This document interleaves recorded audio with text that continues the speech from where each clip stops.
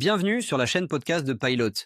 Ici, on parle Airbnb, rentabilité et décisions concrètes pour les propriétaires qui veulent arrêter de subir et reprendre le contrôle de leur activité. Je te souhaite une bonne écoute. Il est exactement 11 heures. Un dimanche matin typique. Le moment critique, ouais. C'est ça. Le vacancier vient tout juste de claquer la porte de son Airbnb ou de sa location courte durée, et à 15 heures pile, le prochain locataire va arriver. Il va insérer la clé et il s'attend à trouver un endroit totalement immaculé. Absolument immaculé. Et entre ces deux moments, dans cette fenêtre minuscule, genre 4 petites heures, il y a une vraie opération militaire qui doit se mettre en place. Et c'est une opération totalement invisible pour le grand public. Complètement secrète, ouais. Aujourd'hui, notre mission, dans cette nouvelle plongée en profondeur, c'est de décoder toute cette machinerie. Une machinerie sous très haute tension d'ailleurs. Ah oui, c'est clair. Et c'est devenu paradoxalement le plus grand goulot d'étranglement de toute l'industrie du tourisme, en fait. C'est pas juste un petit problème de gestion, c'est vraiment le cœur de réacteur. Exactement. Pour comprendre comment le simple fait de faire le ménage s'est transformé en un champ de bataille technologique et logistique en 2026, on a épluché une montagne de documents. Des trucs fascinants pour le coup. Vraiment. On a des données de plateformes logicielles mondiales comme Turno, des rapports assez accablants sur la crise de la main-d'œuvre. On a aussi regardé les manuels des experts en gestion comme TouchStay. Ouais, et même la checklist interne ultra détaillée d'une vraie conciergerie professionnelle, Pilote. Et les astuces de pros sur YouTube comme Sébastien Moret qui sont super pointues. Voilà. Parce que l'idée reçue, c'est qu'il suffit de passer un coup de balai et de changer les draps, quoi. Mais la réalité est infiniment plus complexe. Bon, décortiquons tout ça.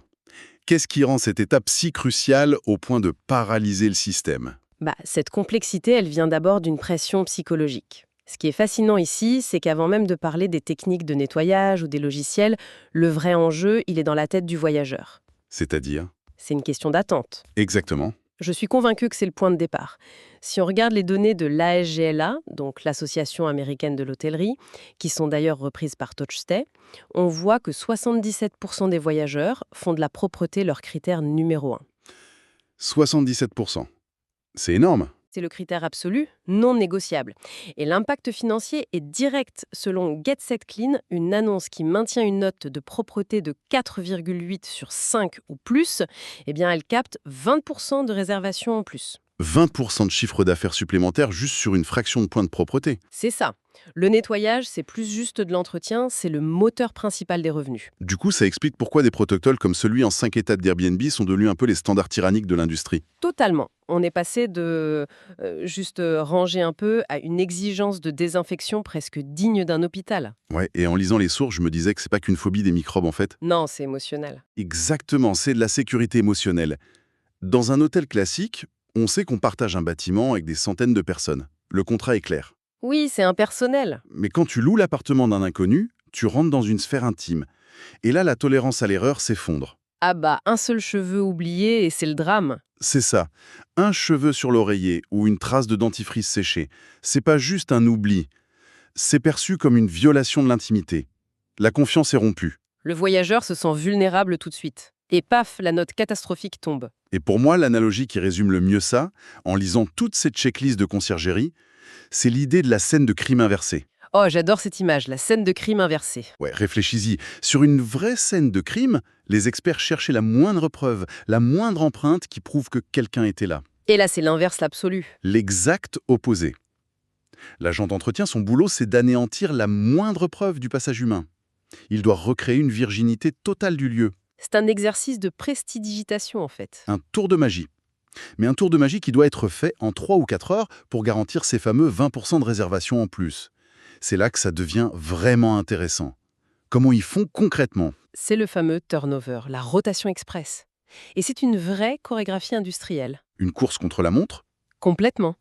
Si on prend les méthodes de Sébastien Moret ou le manuel de la conciergerie Pilote, chaque minute est calculée. Pas de place pour l'impro. Il y a des règles précises dès l'ouverture de la porte, non ? La règle d'or absolue, par exemple, c'est de retirer tout le linge sale en premier. Draps, serviettes, torchons, tout ça, dès les premières secondes. Avant même de sortir l'éponge ou l'aspirateur. Exactement. Et la raison est purement physique.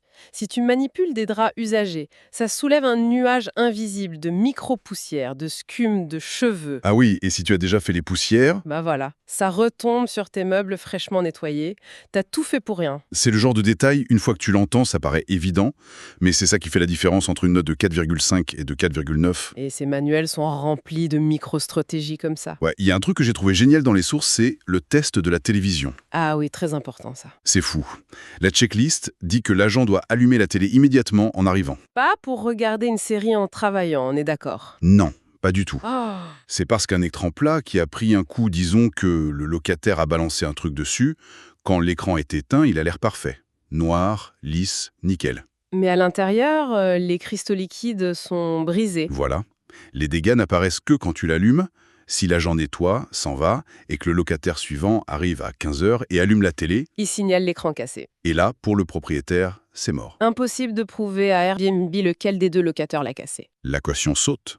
C'est hyper stratégique en fait. Ça protège le capital direct. Et à côté de ça, pour le nettoyage pur, on voit une vraie opposition entre les produits industriels et les trucs de grand-mère, Les solutions écolo, qui plaît pas forcément.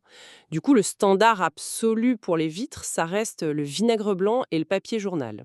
le bon vieux papier journal. Parce qu'il ne laisse aucune peluche, contrairement à un chiffon en microfibre mal lavé. Et le vinaigre blanc, on le fait bouillir dans la machine à café aussi. Pour détartrer sans laisser de goût toxique. C'est vrai que le premier café qui a un goût d'eau stagnante, ça pardonne pas. Et ça s'arrête pas là. Il faut traquer les moutons de poussière sous les lits avec la lampe torse du smartphone, Inspecter le plafond du micro-ondes pour la sauce tomate. vérifier chaque ampoule individuellement, comme le demande Pilote. Honnêtement, quand tu mets bout à bout toutes ces micro-tâches, le calcul mental devient angoissant. T'as le départ à 11 heures, l'arrivée à 15 heures. 4 heures sur le papier. Mais dans la vraie vie, Dans la vraie vie, le locataire sortant traîne. Il y a des bouchons pour arriver à l'appart. Et ta fenêtre tombe à 3 heures, voire moins. c'est physiquement impossible. C'est ce que je me disais. Maintenir cette illusion de scène de crime inversée à chaque fois en si peu de temps, c'est au-delà des capacités humaines. Et si l'on relie cela à la vue d'ensemble, c'est précisément cette impossibilité physique qui cause la fracture majeure de l'industrie aujourd'hui, en 2026. Le mur démographique. Plus d'un tiers des gestionnaires ont perdu des revenus ou reçu de mauvaises critiques l'an dernier. À cause de l'emplacement ? Non, à cause de problèmes de personnel de nettoyage. Des agents qui annulent, des ménages bâclés par manque de temps, ou juste personne pour faire le boulot. Un tiers de l'industrie qui perd de l'argent juste parce que la logistique des 4 heures a foiré, c'est dingue. Et l'enquête de Keydata sur 43 000 propriétés le confirme. 73% des gestionnaires disent que le manque de personnel, c'est leur contrainte numéro 1. Leur plafond de verre. Et le pire, c'est ce chiffre de la plateforme Douyin. Les ménages en cours de séjour, là où tu as de la flexibilité, c'est que 3 à 4% du volume. Visualisé, je vois ça comme un immense sablier. Tu as la partie haute, pleine de sable. Ça représente des millions de lits à refaire, de salles de bain à récurer partout dans le monde. Et le goulot d'étranglement, au milieu. C'est hyper étroit. C'est cette fenêtre universelle entre midi et 15 heures, les vendredis et dimanches. Et on essaye de forcer des tonnes de sable à passer par ce trou minuscule tout au même moment. Forcément, ça coince. Les grains de sable se bloquent. Sauf qu'on pourrait se dire, il suffit de payer plus cher pour attirer du monde, non ? Eh bien non. Les données de 2026 prouvent que non. En Suisse ou aux Pays-Bas, une intervention de nettoyage coûte en moyenne dans les 94 €. 94 € le ménage ? Et pourtant, la pénurie est la même que dans le sud de l'Europe. Au Royaume-Uni, c'est pire. La croissance de l'emploi dans l'hôtellerie est devenue négative. Donc l'argent ne résout pas le problème. Non, parce que le blocage, c'est l'inflexibilité totale. Tu peux pas dire à ton agent de venir nettoyer le mardi à minuit si le prochain client arrive dimanche après-midi. C'est vrai. Aujourd'hui, les gens veulent de la flexibilité. Porter des aspirateurs dans des escaliers, récurer des toilettes avec un compte à rebours au-dessus de la tête, sans garantie d'heure. C'est hyper répétitif et physiquement épuisant. Je comprends que les gens fuient ce métier. Du coup, les gestionnaires sont terrifiés par ce qu'on appelle la dette opérationnelle. La dette opérationnelle. Ouais. Historiquement, le savoir technique d'un appart, le code du local poubelle, le placard secret pour les draps, comment relancer la box internet, tout ça, c'est dans la tête de l'agent d'entretien régulier. Ah ouais. Le jour où il démissionne ou tombe malade, C'est la panique. Tout ce savoir disparaît. C'est ça la dette opérationnelle. une vulnérabilité de fou. Du coup, vu qu'on ne peut pas cloner les humains pour qu'ils bossent tous en même temps le dimanche, comment l'industrie survit ? Elle se tourne vers la tech, évidemment. La bouée de sauvetage numérique. Voilà. Le but, c'est d'extraire le savoir de la tête des gens pour le documenter. Et c'est là qu'entrent en jeu des plateformes comme Turno, Hospitable ou Doin. C'est pas juste des annulaires pour trouver quelqu'un, si j'ai bien compris. Non, ça va bien plus loin. Turno connecte 67 000 nettoyeurs dans le monde. Mais surtout, c'est automatisé. Via les calendriers Airbnb, c'est ça? Exactement. Un voyageur réserve, l'API détecte le créneau de ménage, publie l'offre au réseau d'agents, le premier qui accepte bloque la mission. Plus aucun SMS à minuit. C'est génial pour supprimer le chaos logistique. D'ailleurs, les sources disent que ça fait gagner 40 heures par an aux propriétaires. Rien que sur la gestion des paiements, hein. Les paiements se font dans Vinci Devises automatiquement quand l'agent signale que c'est fini, Et pour la dette opérationnelle, ça marche comment?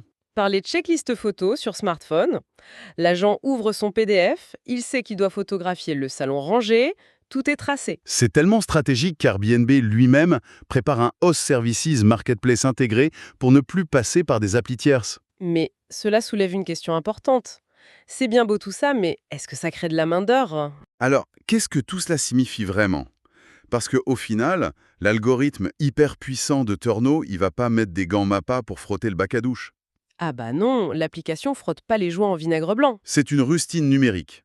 Ça agit comme un analgésique pour le stress du gestionnaire, ça calme la douleur administrative. C'est le mot parfait, un analgésique. Mais le problème physique de base, la pénibilité du travail, le fait qu'il faut nettoyer physiquement, la tech n'y change rien. Et le contrôle qualité reste humain.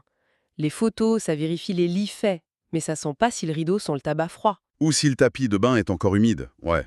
Seul un nez et un œil humain peuvent garantir la scène de crime inversée. C'est la limite infranchissable de la tech pour l'instant. En compilant tout ça, je me dis que notre vision de la location de vacances est complètement bouleversée. Ah c'est sûr, on ne rentre plus dans un Airbnb de la même façon. Pour ceux qui nous écoutent, la prochaine fois que qu'on franchit la porte d'un bel appart à 16 heures, avec cette bonne odeur de propre, On pense que c'est le début des vacances, le calme. alors qu'en fait, on vient juste de franchir la ligne d'arrivée d'une course logistique frénétique. Ce silence, cette perfection, c'est le résultat d'un balai hyper technologique qui vient tout juste de se terminer. 30 secondes avant que la clé ne tourne dans la serrure, un agent courait peut-être encore avec son sac poubelle. Exactement. Et ça laisse une réflexion en suspens, vraiment fascinante. Si la tech a optimisé les plannings au maximum, mais que les humains continuent de fuir ce métier épuisant, c'est quoi l'étape suivante? Le système va devoir s'adapter, c'est une certitude. Est-ce que demain, les plateformes proposeront des énormes réductions aux voyageurs pour qu'ils fassent le ménage eux-mêmes, validé par une intelligence artificielle qui analyse les photos? Le retour au ménage participatif, en quelque sorte. Ou alors, est-ce qu'on verra des robots nettoyeurs autonomes, capables de changer des draps, devenir obligatoires dans chaque location au même titre qu'un micro-ondes ou le Wi-Fi? Le robot femme de chambre. Ça paraît de la science-fiction, mais vu la crise, on y va tout droit. C'est une question qu'on laisse méditer. En tout cas, ça risque de redéfinir totalement la façon dont on voyagera dans les 10 prochaines années. Merci de nous avoir suivis pour cette plongée au cœur de l'invisible. À très bientôt. Si ce sujet t'a été utile, tu peux retrouver l'analyse complète et les retours terrain dans le School de Pilot. Le lien est en description. À très vite.